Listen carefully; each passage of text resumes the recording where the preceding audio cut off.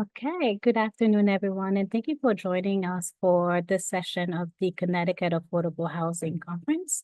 My name is Carlene Shamos. I'm the Operations and Equity Director with the Partnership for Strong Communities. And I also have Sean Peel, our Policy Director, joining me to support our wonderful panelists.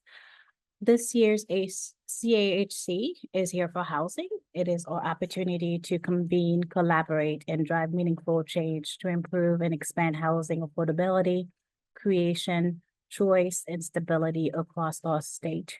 You can join the conversation at hashtag CAHC 2024 across social. This session is entitled Housing Access, Housing Policy, and Populations Health Equity. Before we turn it over to our presenters, we would like to thank our presenting sponsor, the Connecticut Housing Finance Authority, our visionary sponsor, Wells Fargo, our champion sponsors, Liberty Bank, the Connecticut Department of Housing, Kong Wexnick, Trinity Financial, JD Amelia and Associate, and Robinson and Cole. And thank you to all foundation sponsors. These sponsors' deep support helps us make the conference happen each year and keep it free for everyone to attend. Last but not least, a big thank you to our featured investors for this session, Universal Healthcare Foundation of Connecticut. A few housekeeping items before we get started. The session is being recorded and we will make all the recordings available as soon as possible. Please remain on mute unless a speaker asks you to unmute. If you have technology issues, please select the chat icon in the Zoom control panel and send it to the chat to myself, Carlene, or to Sean, and we will do our best to assist you. Your speakers will let you know how they would like content questions to be submitted, and post the session, you can complete a session feedback survey by clicking on the megaphone icon in the lobby. We truly appreciate your feedback. And with that, I will now turn it over to Tanya to get us started. All right, thank you, Carlene. I'm just gonna share, I'm gonna share our screen. Does that look okay? Yeah? Okay, well, I will get us started. We're a team of presenters, but I'm going to lead us off. So first, welcome and thank you all for joining us. Thank you to the Partnership for Strong Communities for organizing this event and inviting us to participate. So my name is Danya Keen. I'm an associate professor at the Yale School of Public Health, where I teach courses on the intersections of health and social justice, and where I direct a research group called the Housing and Health Equity Lab. And today we're going to share just a few examples of our work in this lab, and hopefully we'll also have time to get input from you on this work and maybe even come up with some ideas for future projects. We're going to have specific places in the presentation where we ask questions, but anytime you have a question, feel free to just put it in the chat. I'm going to open the chat so I can see it now, and then we'll be monitoring that throughout. Actually, I'm going to close it because I can't see other things. Okay. So I have been here. Let's actually. So I have been doing research on the intersections of housing and housing policy and health for almost 2 decades. And I'm really fortunate to do this work in partnership with this amazing team of colleagues and students in our lab. These are just some of the members of our team. There's a lot of people who aren't pictured here, including new students who are just getting started, our amazing alumni and our partners at other institutions, including the Eviction Lab at Princeton, George Washington Law School, and American University. And before we get into these projects, I just wanted to provide a little bit of a frame and some background for this work. Why do we focus on housing in a school of public health? So my own interest in housing policy really began as part of a larger goal of advancing racial health equity. In the US, as we probably all are familiar with, an ongoing history of racist housing policies have played a very large and unfortunate role in creating huge inequalities in wealth, health, and well-being. Redlining maps, such as the one shown on this slide, as well as other racially discriminatory policies, have intersected with many other forms of structural racism to create unequal burdens of housing insecurity that shape health. So housing is really a critical place to focus our energy if we want to advance health equity. Additionally, over the years of doing this work, I've also come to recognize how public health data and public health frameworks can be useful for advancing housing justice. So the COVID pandemic really got people thinking about how evictions and homelessness all contribute to poor health in our communities. And we can use these health arguments to really clarify why housing justice is so important. So for example, when tenants and organizers and other advocates were working to pass right to counsel legislation back in 2021, my colleague Annie Harper and I wrote this op-ed about why eviction was a health issue. And one of the other reasons that we focus on housing is that there's just such a serious unmet need for affordable housing in this country. So rental housing has become increasingly out of reach. These are these recent data from Connecticut, which indicate that an individual would need to earn $34 per hour to work 40 hours a week and still afford fair market rent without paying more than 30% of their income on housing. And in other terms, renters earning minimum wage would need to work 88 hours a week to affordably rent a 2-bedroom apartment. So this mismatch between wages and housing costs is really untenable. It contributes to huge cost burdens where people are spending too much on the housing, often at the expense of their other needs. It contributes to evictions when renters who are just paying too much inevitably fall behind. And it contributes to poor housing conditions when tenants have to settle for lower quality housing or when they have limited ability to advocate for better conditions in a tight market that gives landlords a lot of power. And it also contributes to homelessness, which is on the rise here in Connecticut and elsewhere in the country. So in our work, we think about how all of these dimensions of housing inequality, insecurity affect health. And so they affect access to resources that people need to stay healthy. They affect exposure to environments that are healthy or unhealthy. And they affect mental health and sleep, and also the bandwidth to engage in healthy behaviors. And all of these dimensions of housing insecurity affect exposure to stress that is incredibly toxic and health harming to our bodies. And another thing that we focus on in our lab is moving beyond the individual level. So there's been a lot of research on housing and health that thinks about how someone's own housing or their lack of housing affects their own health. But in this paper on the left, we seek to highlight that when one person loses their housing or is evicted, the effects of this can reverberate across entire networks and communities.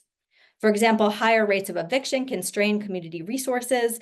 And as another example, in this paper, our team looked at the experiences of community members who were providing housing to friends, family, and acquaintances, sometimes at the expense of their own well-being and their own housing insecurity.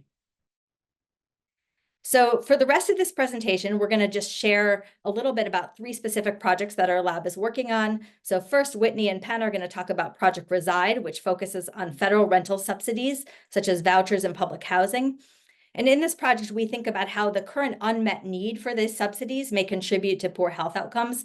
And really, we're seeking to show that if we expanded access to these subsidies and reduce these long waiting lists that we have, we could improve health. Then Cassandra and Trisha are going to talk about renters' experience with emergency rental assistance during the pandemic. And then last, I will talk about some new work that we're doing on tenant right to counsel. And again, if you have any questions throughout the presentation, just feel free to put them in the chat. And I will turn it over to Penn. Oh, I think you're still on mute. Thanks. I'm here actually. So I'm the project manager, as Danya said, for Project Reside, and the focus of Project Reside has been to investigate whether and how access to rental assistance might improve diabetes self-management and control. So we're taking a look at the national level, which Whitney's going to talk about in a bit, but I wanted to share a little bit more on what we're examining here on the local level. Since 2020, we've been conducting a longitudinal study in Connecticut, collecting both survey and qualitative interview data from residents across the state. And our research really focuses on understanding the complex relationship between housing affordability and health outcomes, as Danya said. And through this work, we aim to identify the factors that may modify or mediate these effects, providing greater understanding of how housing circumstances and housing conditions influence overall health, but on this particular project, diabetes management and control.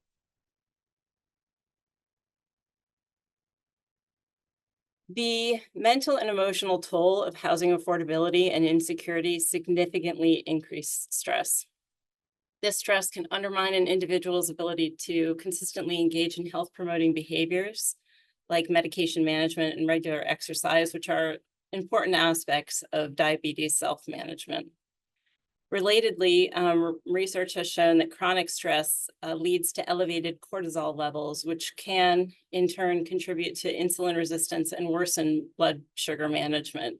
So, as illustrated on the slide, kind of creating this cyclical situation. Conducting this research with individuals on the wait list for rental assistance has really underscored the profound scarcity of this critical resource. The uncertainty and prolonged wait times add significant stress for those experiencing housing instability. Securing a voucher or public or project-based unit or any form of subsidy is a real heavy lift. This scarcity is largely due to policy priorities, long wait lists, chronic underinvestment, and funding shortfalls. And I imagine many of you have seen these slides and know this, but nationally, fewer than 1 in 4 income eligible households receive rental assistance. And the average wait time is approximately 2 years, but in some places it can extend beyond a decade or more.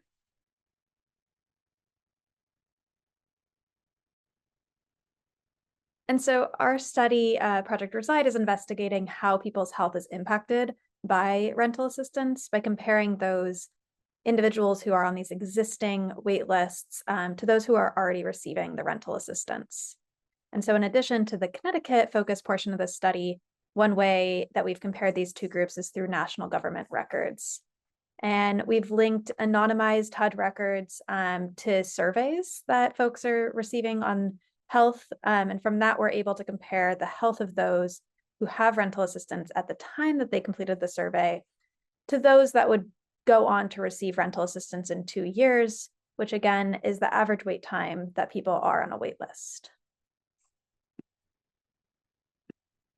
And we've been able to look at a few different health outcomes from this with a primary focus on diabetes. From these studies, we've identified that people in rental assistance are more likely to have lower glucose levels, have diagnosed diabetes compared to undiagnosed diabetes, and have higher levels of food security when compared to those on a wait list. What's interesting, though, is these improvements in health outcomes that we see among those receiving rental assistance seem to only be significant for project-based or public rental assistance, but not for voucher-based housing.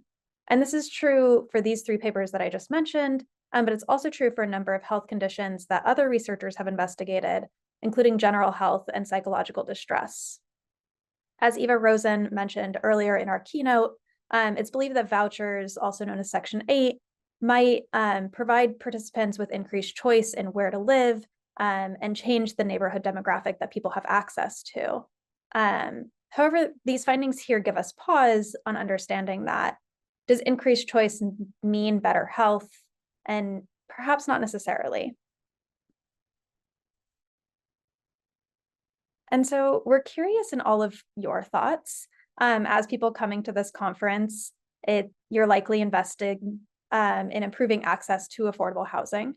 And so what do you think might explain these findings here? Why might we see improvements in health for residents of public and project-based housing, but not for our voucher recipients? And so we'd like to take 2 minutes and have you type in the chat, and then Penn and I will read some of the examples that you list to kind of create a community understanding of why this might be happening.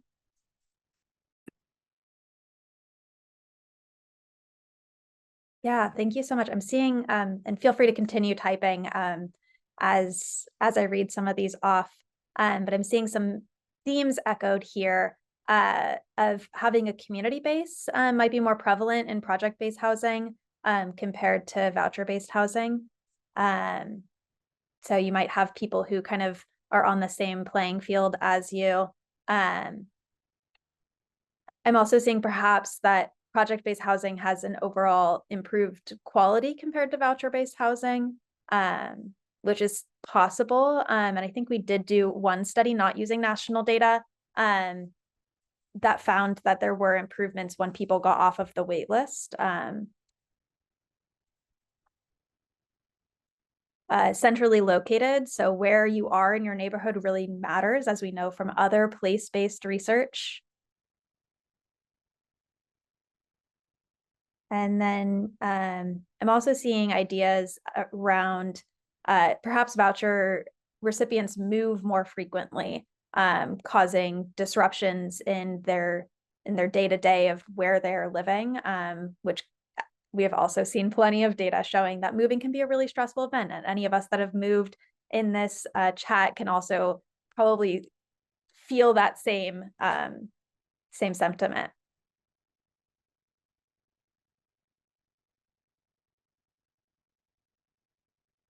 And then I really appreciate this last comment too, that I'm seeing on advocacy is probably more effective where similar needs are concentrated.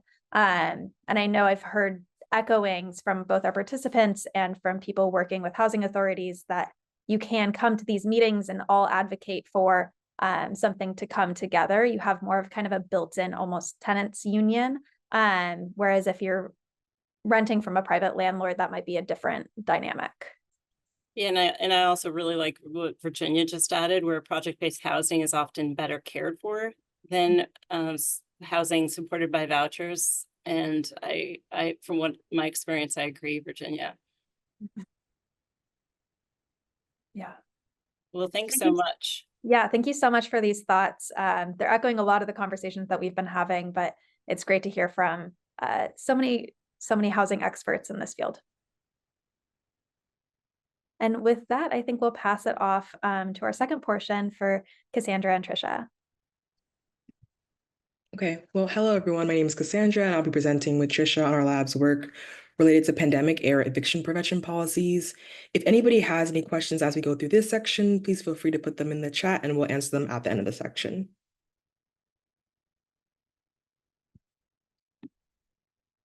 Okay, and so as Zanya mentioned in the beginning of the presentation, rising rent and stagnant wages over the past 20 years have really caused a severe housing cost burden in the US, which has forced millions of renters to face eviction, a crisis that was worsened by the widespread job loss and wage loss during the COVID-19 pandemic. And so to address this eviction issue, various prevention policies were put in place, such as governmental acts, federal policy, and emergency rental assistance, or ERA. So today we're going to be talking about ERA, and ERA can be defined as temporary financial aid program that was designed to help renters who are struggling to afford rent or utilities due to unexpected financial hardship. I should make note that because Black and Brown renters face greater risk of eviction, all these policies have the potential to alleviate the risk of eviction for Black and Brown renters overall.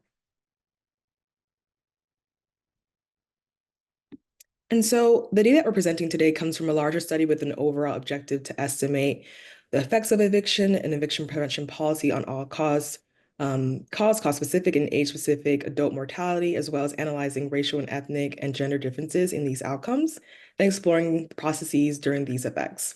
And so it also has three main aims, but for today's presentation, we're focusing on aim 3, which is to explore the lived experiences of eviction prevention policies, which we do throughout this presentation by examining tenants' experiences with emergency rental assistance.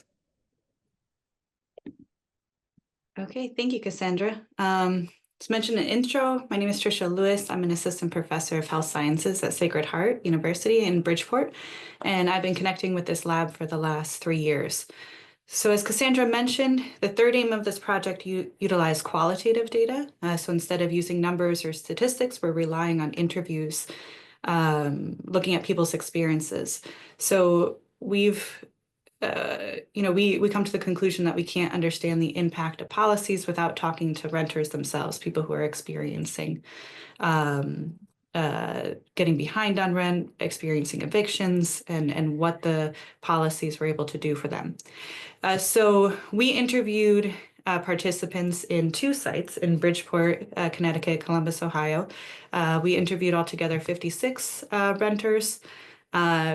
these interviews all took place in the summer of 2023, so last year. And I'm going to be focusing primarily on the way we got those interviews in Connecticut, because I was doing the interviews in Connecticut. But we found folks, we recruited from a food pantry in Bridgeport. We recruited from public housing in Bridgeport.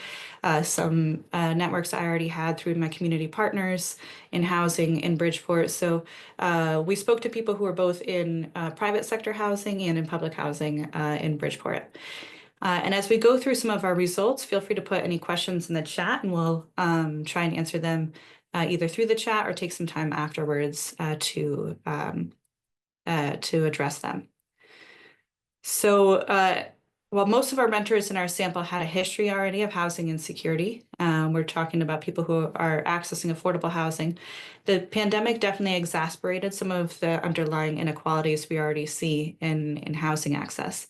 We identified in our data of these 56 interviews 3 distinct trajectories with ERA.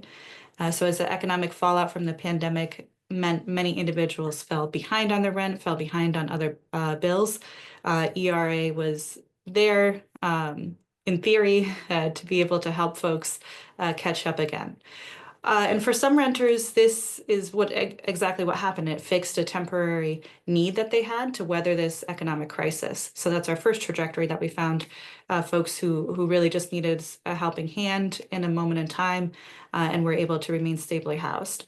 However, for other renters, and this is our second trajectory, this policy ERA followed a similar pattern of other forms of assistance. It was just a temporary solution, a Band-Aid solution to an immediate crisis, but it did not address the larger housing crisis that they'd been experiencing, some people for decades, right? And finally, a third group of renters were completely locked out of ERA, so they faced barriers accessing ERA. Either they didn't meet the necessary steps, or they didn't know about it altogether. So that's our third trajectory of people who were completely left out of ERA. So we're going to share some of the stories from participants in each of these 3 trajectories. All of the names that we use are pseudonyms, so they're not their real names, because we want to protect the identity of folks in our study. So for the first trajectory, where ERA successfully met a temporary need, people in this trajectory often had access to stable, affordable housing, whether through public housing program, like in Bridgeport, or simply private market landlords who provided quality, secure housing. A lot of folks had been securely housed over more than a decade, some even 2 or 3 decades. So Elle, she's a great example of this first trajectory. She is a 60-year-old African-American grandmother, and she's a lifelong resident of Bridgeport Public Housing. She's been living with her family in the same unit where I interviewed her, the same house I interviewed her. She's been living there for about 26 years. And despite some medical issues she had, she and her husband have been able to pull together and manage to pay the rent to the Housing Authority over the last 2 decades. However, with the start of the COVID-19 quarantine, the school closures in our state prevented her from continuing her job as a part-time school crossing guard. Because rent in public housing is income-based, the required rent payment did decrease for her from $1,500 to $800, but the rent was still too high to manage, and the family fell behind on rent. So despite the eviction moratorium put in place, Bridgeport Housing Authority, or Park City Communities, attempted to evict Elle's family. They did receive an eviction notice.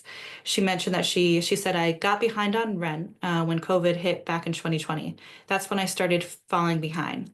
Bridgeport Housing Authority used to send out letters saying, 'Oh, even though it's COVID, you still have to pay your rent.' I wasn't able to because we were out of work." Elle's family was given an eviction notice and a date to appear in court. Fortunately, Elle had heard about Connecticut's ERA program, which was called Unite CT, one day when she was in the Housing Authority building. With the help of a case manager from a local nonprofit, her application was expedited because she already had an eviction notice, and Unite CT paid all of her back rent and cleared the eviction filing. She said of her experience, "That's why I thank God for the nonprofit and the help they provided, where everything went good. By them doing that, I was off my stipulation. The eviction was prevented. To me, Unite CT works wonderful." Elle and her family remain stably housed in the same home that she's been in for 26 years. Another story in trajectory 2, in the same city, in Bridgeport, we have Amelia, who's a 43-year-old Black mother of 2. Unfortunately for her, ERA was not as helpful. For many folks in this trajectory, it followed the same pattern of other forms of assistance. It was a temporary solution, but it did not provide a long-term solution for their housing and security issues. So Amelia, when I interviewed her in the summer of 2023, I interviewed her at the food pantry where we recruited, and she said she was living between her friend and her car, as she put it. She faced housing insecurity since 2017 when she lost her home and the custody of her 2 children in a divorce. And after the divorce, Amelia experienced homelessness and even lived in a shelter for a period of time. Eventually, she was able to rent a 1-bedroom apartment, but fell behind on rent when she lost her job as a home healthcare worker during the pandemic, when everybody was in quarantine. She told me, "Look, your world can change just like mine in a blink of an eye. You can lose your job and just end up like me. I'm a normal person. It's just life went downhill." With available unemployment assistance being minimal, Unite CT gave Amelia some hope. When she was approved, Unite CT agreed to pay her landlord $10,000 in back rent and 3 months in future rent going forward. Although she was able to catch up on rent through Unite CT, which again is Connecticut's ERA program, her landlord still evicted her in the summer of 2021 after the eviction moratorium was lifted. She said, "Now as behind, this is when Unite CT came to play. We're talking back in 2020. That was a heaven sent with getting you caught up. Then they even gave you 3 months to pay. That was a blessing. But then after the landlord get the background, he still put you out. It's like no end. He still evicted me." Amelia managed to rent another apartment in Stratford after her eviction, but after about a year there, she fell behind again on rent and was threatened with several eviction notices. Because her landlord there did not want to accept Unite CT payments, she had to flee the lease and face the eviction there. She said of Unite CT that Unite CT was different, the best program I ever heard about. I gave them all the props because it ran so smoothly. I like the program. I wish it was forever. I wish it was around forever. Without Unite CT, I don't know what I'm going to do.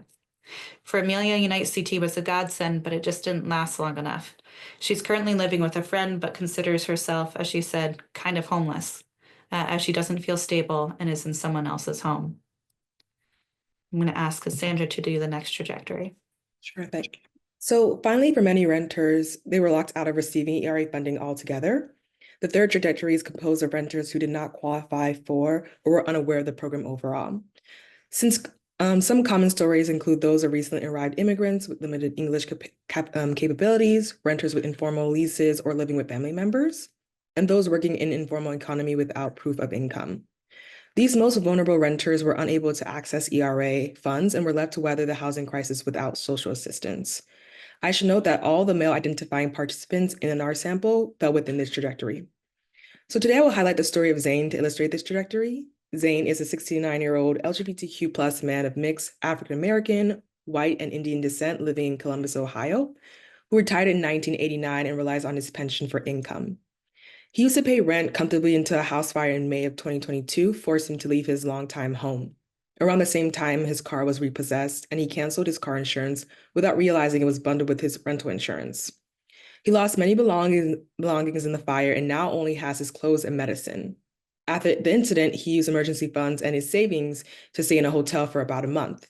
And now he's struggling financially, living paycheck to paycheck. Zane's financial troubles continue when he moved into a small house in October of 2022, paying rent with assistance from the Heart to Heart program under the Columbus Foundation. They helped with rent through the summer, but Zane fell behind. He tried to catch up by paying extra each month. However, he couldn't. He shares this new house with 2 friends, Wayne and Kane, who were supposed to share rent but lost their jobs and couldn't contribute. I should also mention that Wayne and Kane are also in our study. When recounting his and his roommate's experiences with applying for ERA, Zane said the following: I called United Way, but nobody was giving it. All 3 of us were on the phone trying to call. We were on the phone trying to call for several minutes. When we finally got through, all appointments were filled. The money had dried up. For Zane, he wasn't really able to obtain ERA funding, nor was his roommates. Overall, ERA demonstrates that with political will and adequate financial resources, it is possible to prevent evictions, promote health, and ensure stable housing for families, especially for children. However, ERA does come with some shortcomings. For instance, while providing assistance to tenants, it's also protecting landlords' profits and properties. So it has this programmatic dual purpose. And then it ignores the root cause, which we mentioned throughout our presentation, which is there's this longstanding gap between rent and earnings. And so in addition to the qualitative evidence we presented today, the team is conducting analyses to evaluate the impact of ERA programs on overall mortality rates, as well as on all-cause specific mortality. That brings us to the end. If anybody has any questions, feel free to put them in the chat. Yeah, I didn't see any questions in the chat yet, but we'll just give a minute. Any questions about our, all right, from Virginia, she's asking, is the ERA program in Ohio and Connecticut the same? Most states' programs differ in eligibility. And what about the programs for landlords who kept tenants in place? So yes, they are two different, or they were two different policy landscapes. So Connecticut had one large program, Unite CT, for all of Connecticut, and Ohio had several different programs. Columbus, Ohio had a couple different in the city itself. It seemed like some of their eligibility criteria did differ. I'm not sure if anybody else from our team wants to talk about any of the differences. But for Connecticut, it was, you had to, from what we heard from participants, you had to show that you were working, or show any pay stubs, any income. You had to show that you had a rental lease. So we had a lot of people who weren't able to access ERA because they didn't have an official lease, or they were working but couldn't show their income because they were working under the table. So some of the barriers that we found were folks who had unofficial leases and folks who couldn't prove income. So a lot of people who were doubling up with friends or family weren't able to access it. And your last part of the question, Virginia, what about the programs for landlords who kept tenants in place? I'm not sure. Are you referring to a different program? And Danya, our PI of the study, just mentioned that a big difference was that Columbus's program was decentralized. Yep. So they had different programs. There were different nonprofits working with folks in Columbus who had ERA funding, but they in Connecticut, we had it centralized to Unite CT, so everybody had to send their applications to the same place. And Virginia, thanks for mentioning, you said that Connecticut had several programs, but over time that had to be modified into one program.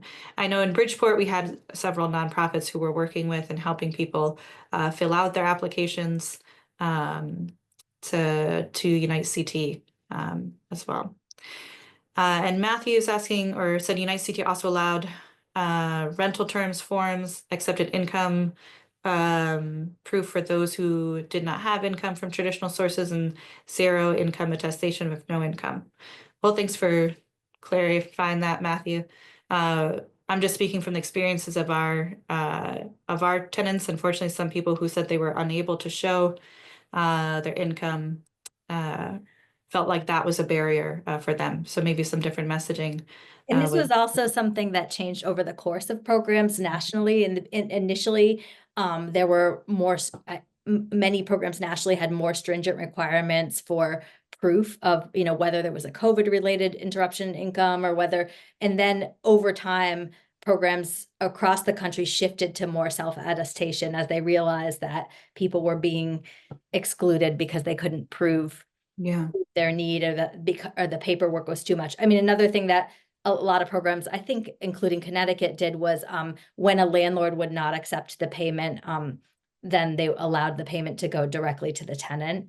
But there were different income limits on how much direct-to-tenant assistance could happen. But there was sort of a learning that happened across time with these programs to reduce barriers. Yeah. And so the people we interviewed, some of them accessed right at the very beginning of ERA rollout, some of them further down. There's a lot of word of mouth of how they found out about ERA as well. Yeah, and in terms of that's a good question about It's a good question. I don't know the numbers, but I know one thing that Columbus did, shortly after the pandemic, was to pass pay to stay legislation, and that included source of income protection that required landlords to accept rental assistance payments. But I'm not sure what the percent was during the pandemic. But we did have some interviews that indicated, that in Ohio that the landlords rejected. Yeah, and in Connecticut. And in early. Connecticut. Yes, and Connecticut, right? Mhm. Good questions. Yeah, and then later in this work, we'll be we're thinking more about the connections to health, of how ERA intersected with people's health needs during this time. Okay, should we go to our last example? Yeah, I think so. Okay. Okay, so the last example of a project that we wanted to share with you all is the work. So our lab has been doing a lot of work on policies that can prevent eviction and improve housing stability in general, including ERA and eviction moratoria. And one example of this is our tenant right to counsel policies that provide tenants facing eviction with access to free legal representation. And in March of 2020, there were actually only 5 cities that had right to counsel policies in place. New York City was the first place to establish right to counsel in 2017. But these policies really took off during the pandemic. And I think part of this is due to the attention that COVID brought to the health impacts of eviction. So by July of 2024, 17 cities, oh, sorry, I forgot to have my own slide here. 17 cities, 5 states, and 1 county had actually adopted right to counsel, and there are dozens more right to counsel policies in the works. Policy Link is actually running these right to counsel sprints where different jurisdictions can work with other people from around the country to help launch right to counsel in their area. There's about 80 places right now that are currently actively considering or piloting right to counsel.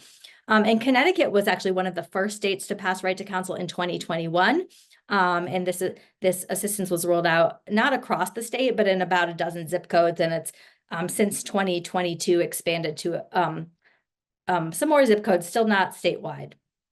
And so in the first year of this right to counsel rollout, my colleague Annie Harper and our former student Gabby Olea Vargas, we did this qualitative study to explore how this policy was being rolled out and experienced on the ground.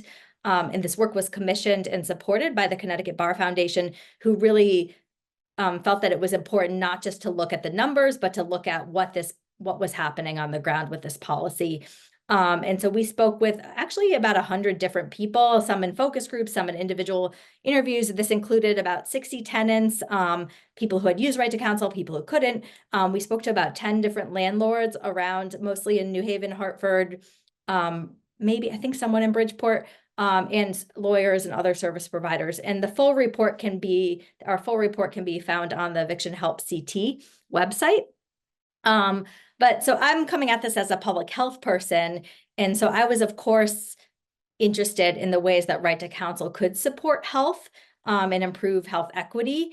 And there's sort of obvious pathways, like obviously preventing eviction is good for health. And so if right to counsel can prevent eviction, it's a health intervention. But when we explored these interviews, we also, and as we talk about in that paper on the slide, we saw other ways that right to counsel could support health beyond just preventing eviction. So we saw that sometimes even when eviction was not avoidable, lawyers were able to help tenants secure less health harming outcomes, whether that was like more time to move or different terms related to the eviction. We also found that lawyers could reduce stress associated with the eviction process itself. And stress is incredibly health harming. And I think one of the primary mechanisms that housing is linked to health. And then going back to our lab's focus on broader community health, we were also very interested in the health consequences of right to counsel beyond individuals. So we were wondering, could right to counsel have broader health benefits for entire communities? Like, could it reduce landlords' power to retaliate against tenants when they raised concerns about defective health harming housing conditions? And I will say we didn't see a lot of evidence of this in our data. We didn't see tenants saying, oh, now that we have right to counsel, I'm not afraid of landlord retaliation. We didn't hear that. And it's likely because right to counsel is relatively new, but also because the power imbalance between landlords and tenants is so deep and large and multifaceted, and right to counsel is a relatively small intervention in the current housing market. But after we did the study in Connecticut, we conducted another qualitative study with funding from the Robert Wood Johnson Foundation, where we spoke to lawyers and tenant organizers and other leaders in all 24 right to counsel jurisdictions. Actually, it was 23 jurisdictions. And in that study, we really focused on the ways that right to counsel could have broader impacts on tenant rights, and also the limitations of right to counsel in addressing these larger issues. I don't have enough time. I want to open up to Q&A, so I don't have enough time to share these findings. And we're still sort of pouring through the data, but I'll just share a few things that that our participants talked about. And one is, like, we talked to a lot of lawyers in this study, and they talked about how prior to right to counsel, evictions were just this rubber stamp process that happened by default and really quickly. And because of that, the violence of the eviction process wasn't really visible. And so one thing that right to counsel did was, by actually litigating these cases, and it kind of shone a light on the process of eviction and all the complexity of it. So one lawyer in Washington State says, so as these changes happen, and I think it's legitimizing just the process and the importance that there should be value placed when we're talking about removing someone from their home. And that should be a thoughtful process and not one that happens in a matter of days. And so lawyers in Washington State and elsewhere really saw ways that right to counsel was changing the kind of way evictions were happening in courts, and changing court practices, even changing the law, and also sometimes changing landlord filing behavior. Also, organizers around the country talked about different ways that right to counsel contributed to the strength of tenant organizing. So, for example, in Kansas City, KC tenants first won right to counsel and then built on that win to advocate for other housing justice policies. And similarly, here in Connecticut, a coalition that really formed around right to counsel has gone on to advocate for other tenant protections. And right to counsel may support tenant organizing in very practical ways too. This tenant organizer in Connecticut noted that just by helping people stay housed, people are able to stay in the movement and advocate for broader change. So I think when we try to think about what are the impacts of right to counsel on health, it may not be just about how that individual tenant experiences having legal assistance in court. It may be about whether and how right to counsel can catalyze and support other changes that support tenants' access to healthy and stable housing. So that is all I have here. But the next thing we wanted to do, we have a few minutes left, is we wanted to know what you think are critical research questions about housing and health in Connecticut. And we also want to know, how can we best use our data and research to advance housing justice?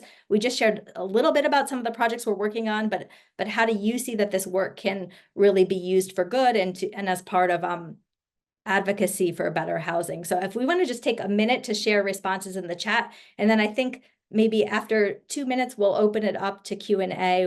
Maybe I'll stop sharing and we can open up to Q&A maybe at 2:46. We'll just pause for a few minutes for people to put things in the chat. Okay, and I'm going to stop sharing so we can all see each other, and feel free to if you're still formulating ideas about things that you think we should be working on in our group or ways that we can use our data, please feel free to put that in the chat or to email us at a later point. I hid the slides, which had a QR code to our lab, but now I just wanted to open it up for Q&A. Maybe we can just put our lab website in the chat so people can have it if they want to reach out to us. I can do that. We also just wanted to open it up to Q&A. So if anybody has a question, oh, thank you, Whitney, you beat me to it.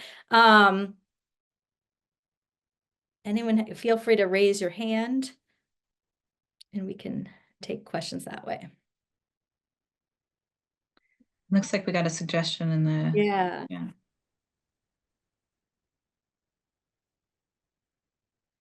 Yeah, this is such a great point. I think there's some of our colleague Annie Harper is doing some work, and Daniel Karian are doing some work in this area, like energy insecurity, the intersection of energy insecurity and affordable housing and climate change. I think there's so much to be done there. We can reduce the cost of housing by making energy costs more affordable. And that can improve housing insecurity. So I think, yeah, that's a really important point.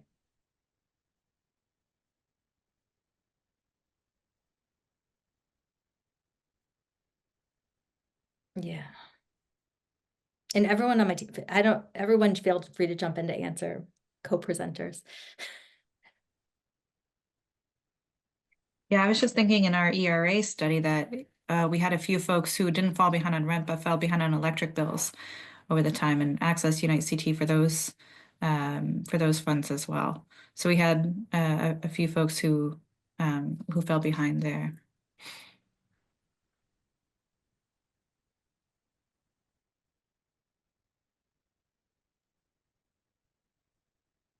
And it doesn't, any other questions or comments? Doesn't have to be in response to our question. Well, if you don't feel like responding here, please do reach out to us. If there's something that you're curious about or want to have a conversation about, we will welcome you to reach out to us. Yeah. Yeah, please do reach out if you have questions or suggestions, or want to partner on something where our email is always open. Virginia has a comment.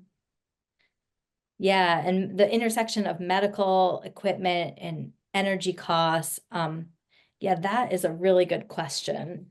I don't know, but I'm gonna write it down so we can look into it. Oh, research on landlords who own properties.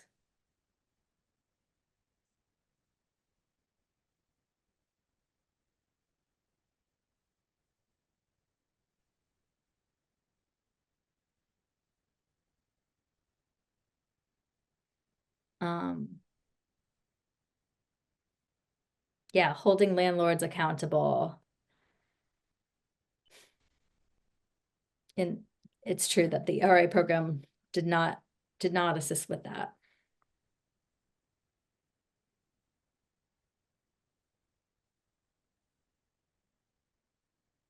And just in case people don't know about it, I am putting a link to the Connecticut Energy Assistance Program, which is available during the winter, potentially all year, but I know in the winter we have a lot of participants who use it.